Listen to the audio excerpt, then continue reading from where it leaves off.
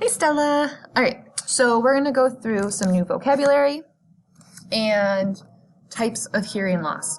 So we're going to do personality vocabulary first, which is pretty fun because you get to call people names. And then we'll move on to types of hearing loss. If I can find it, because clearly, why would I pull something up before I try to teach you something? That'd be too logical. Selfish, quiet.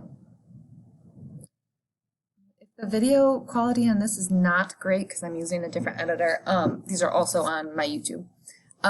Embarrassed, clumsy, or awkward.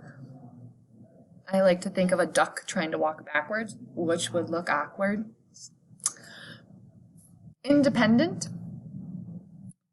positive, negative, friendly, shy, annoying, funny, mischievous, sweet, boring, interesting is like double like interesting. One's kind of off of your sternum and one's off your head. Interesting. Motivated, lazy, outgoing, smart, hardworking, boastful or show off, or brags a lot, rich, soft-hearted, heart squish. It's so cute. Brave, responsible, silly, wise, polite, strange or odd, serious,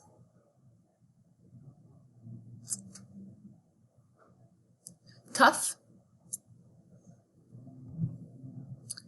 moron or pea-brain, complain,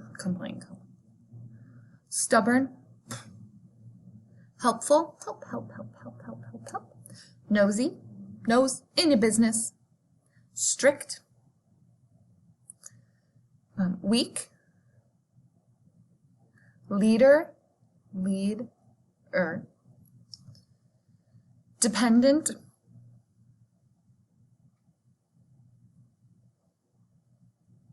rude, mean, and personality. All right, so we are going to talk about types of hearing loss. So if you go into Google Classroom, goodness, your second hour. Okay, there we go. And you go to classwork and you find resources right here, right at the top. Notes about the ear/hearing loss. You're going to see a ton of information. So let's just go through this one real quick, this PowerPoint. I'm sorry. Okay. So you already know the anatomy of the ear because we covered that in my last recording. This is just kind of to show you that more.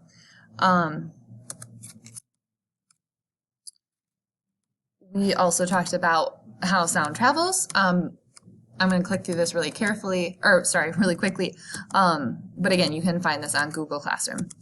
All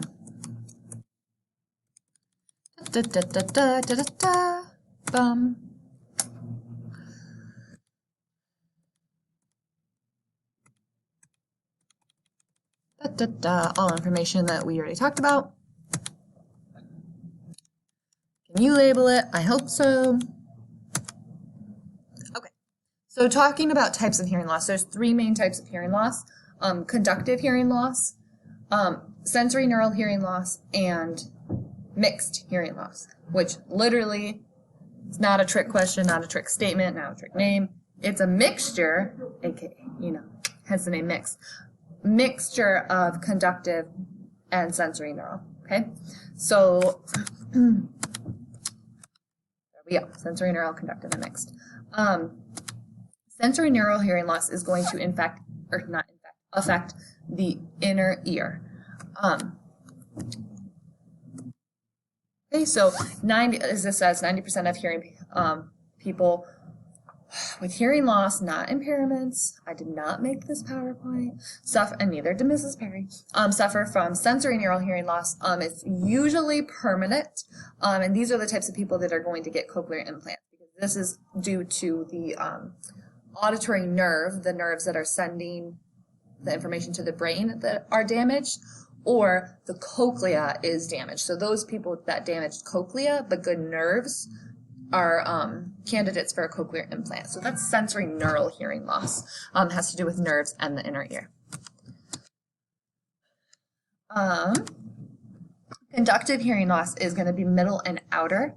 And typically speaking, this is due to something blocking. So this can be due to like earwax. When you stick a Q-tip in your ear, actually usually you get some out, but you're usually just pushing more, like you're pushing that earwax further and further into your ear, and it can get compacted against your eardrum, which doesn't allow sound to vibrate your eardrum like it's supposed to. So that can actually form a type of conductive hearing loss. And as you can see here, it says it's not permanent, it's temporary hearing loss. That's because you could go to an ENT, ear, nose, and throat specialist, and they could clear out that wax for you, and then you would have your hearing back. It can be due to things being stuck in your ear. Bugs can crawl in your ear, which is really gross, but can happen. You could have a tumor, usually benign. I mean, you could even have like a big zit in there blocking that, okay? Also, ear infections, you have fluid in your middle ear that builds up. So when you have fluid in your middle ear, those bones can't vibrate correctly. So obviously you're not going to get the proper hearing. Bye, Miss Fraser.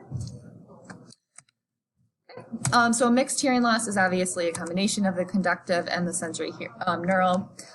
Both parts of the ear are involved, inner and outer. So I already talked about these causes of conductive hearing loss.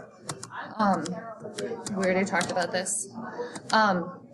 So try to find this on Google Classroom and flip through this, because there's a lot more information that we have been talking about in class, but it's pretty self-explanatory if you just read through this. And if you have any questions, let me know.